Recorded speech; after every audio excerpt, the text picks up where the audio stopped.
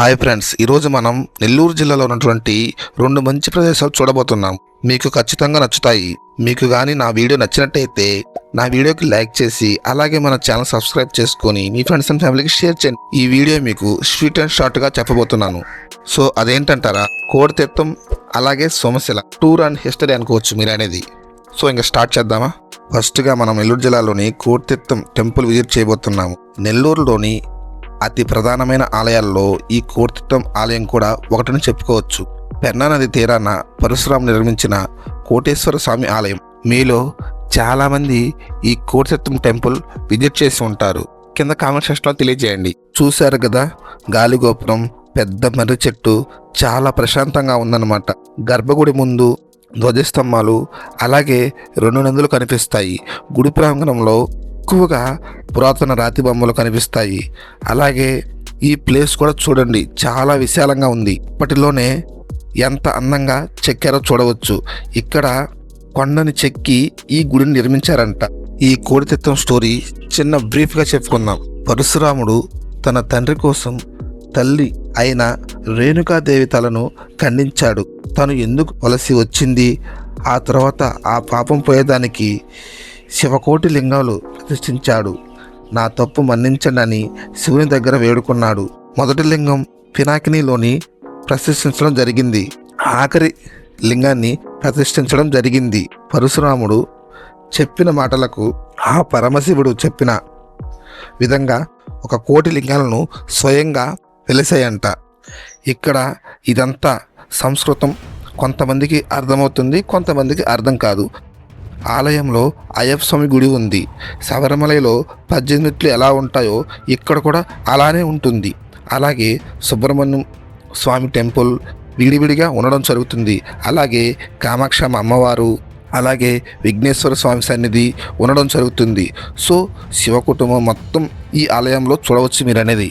అలాగే ఈ గుడి ప్రత్యేకత ఏంటంటే, శివరాత్రి రోజున, కార్తీక మాసాలు, పండగలు, జనవరి 1 చాలా సందర్భాల్లో స్వామివారి దర్శనం పొందుతూ ఉంటారు ఈ ఆలయంలో. శివరాత్రి రోజున 7 రోజులు బ్రహ్మోత్సవాలు జరుగుతుంటాయి. 1 సంవత్సరంలో ఒకసారి. శివరాత్రి రోజు ముందు 3 రోజులు, అలాగే శివరాత్రి అయిపోయిన తరువాత 4 రోజులు. చాలా పురాతనమైన ఆలయం కాబట్టి ఎక్కడెక్కడి నుంచి భక్తులు దర్శనం కోసం వస్తూ ఉంటారు.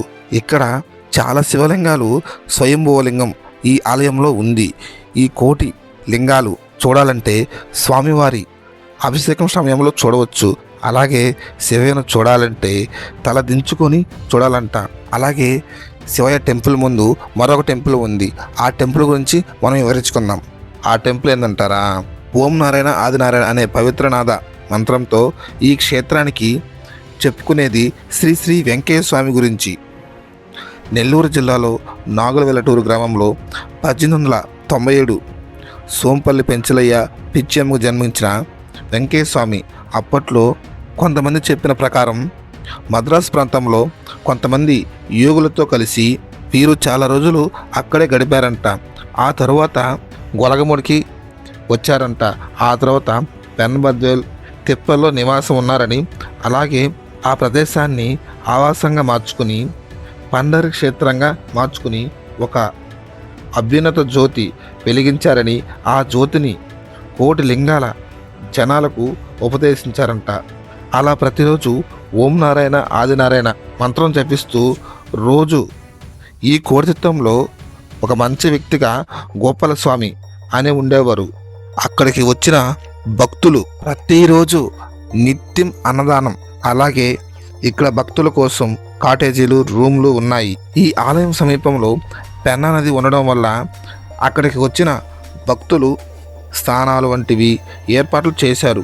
ఈ ప్రాంతానికి ప్రతి 3 గంటలకు బస్ ప్రయాణం కలదు. మెయిన్ వచ్చేసి చేదర్ల కలవాయి నుంచి ఆటోలు పట్టుకొని వెళ్ళవలసి ఉంటుంది.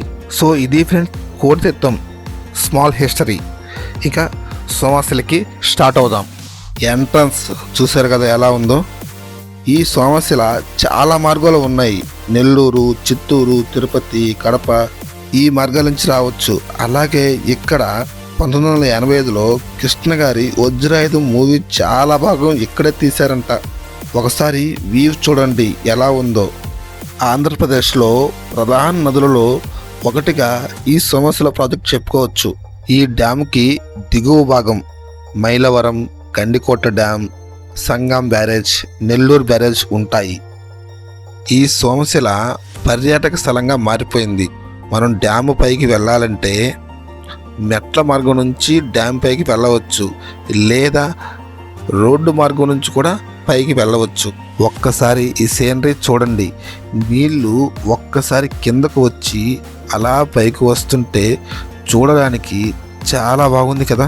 చూడండి, టైం లైన్ మార్చి కొన్ని లొకేషన్స్ నేను వీడియో షూట్ చేయడం జరిగింది.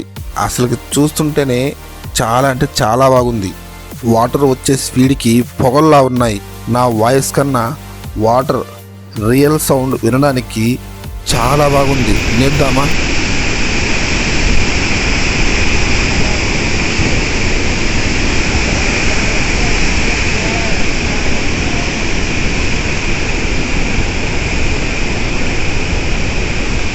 శివాలయంకి డబ్బేం లేదు అసలు. బాగుంది కదా. ఇక్కడి నుంచి చూస్తే కొంతమందికి కళ్ళు తిరుగుతాయి. 22 గేట్లు, నీళ్ళ నిల్వ చేసే పరిమాణం 78 టీఎంసీలు పైనుండి చూడవచ్చు. చుట్టుపక్కల నీరు, అలాగే కొండ ప్రాంతాలు. ఈ లొకేషన్ అద్భుతంగా ఉంది కదా. Welcome to Somasila project.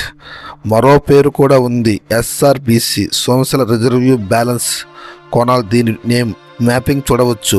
ఈ వాటర్ బీహార్, బెంగాల్ కలుస్తుంది. దీని డెప్త్ 12 అడుగుల పొడవు ఉంటుంది. ఇక్కడ ప్రాచీన శివాలయం ఉంది. శివలింగాలు, అలాగే పోతురాజు, చాలా పాతకాలం నాటి విగ్రహాలు చూడవచ్చు. మీరు అనేది ఎలా ఉందో ఇక్కడ బోటింగ్ కూడా ఉందంట. ఈ ప్రాజెక్ట్ 1969 ప్రారంభించారు. 1981 డ్యామ్ ఓపెన్ చేశారు. ఈ డ్యామ్ పూర్తి అయ్యేదానికి 12 సంవత్సరాలు అయ్యింది. అప్పట్లో ఎన్టీ రామారావు గారు డ్యామ్ని ఓపెన్ చేయడం జరిగింది. ఈ సోమశిల ప్రాజెక్ట్ ముఖ్య ప్రయోజనాలు: త్రాగునీరు, సాగునీరు, వరద నీరు కోసం, మత్స్యకారు రంగం కోసం ఏర్పాటు చేయబడింది. ఈ సోమశిల 78 టీఎంసీలు కలదు. ఈ నీరు వలన నెల్లూరు, ప్రకాశం గ్రామాలకు దాదాపు 5 లక్షల ఎకరాలకు ఈ నీరు ఉపయోగపడుతుంది. సో ఫ్రెండ్స్, నా యూట్యూబ్ ఛానల్ని మళ్ళా రీఎంట్రీ చేశాను. మీ పెద్ద మనసుతో నాకు మంచిగా సపోర్ట్ చేస్తానని అనుకుంటున్నాను. నా వీడియో కానీ మీకు వర్తబుల్ అయితే మాత్రమే ఒక లైక్ చేయండి. అలాగే మన ఛానల్ సబ్స్క్రైబ్ చేసుకోండి. మీ ఫ్రెండ్స్ అండ్ ఫ్యామిలీకి షేర్ చేయండి. So 7th class, maybe 8th class Telugu text బుక్స్లో సోమశిల ప్రాజెక్ట్ గురించి లెసన్ ఉందంట. సో వాళ్ళకి ఖచ్చితంగా ఉపయోగపడుతుంది. సో ఫ్రెండ్స్, ఈరోజు ఈ వీడియోలో కోడితిత్తం మరియు సోమశిల స్వీట్ అండ్ షార్ట్గా వీడియో చేశానని నేను అనుకుంటున్నాను. ఇంకా మేము రిటర్న్ అయిపోయాము. సో ఇలాంటి మంచి కంటెంట్ మీరు చూడాలనుకుంటే కామెంట్ ఖచ్చితంగా చేయండి. మీ అందరిలో మీ వాసు. Thank you all. జై హింద్.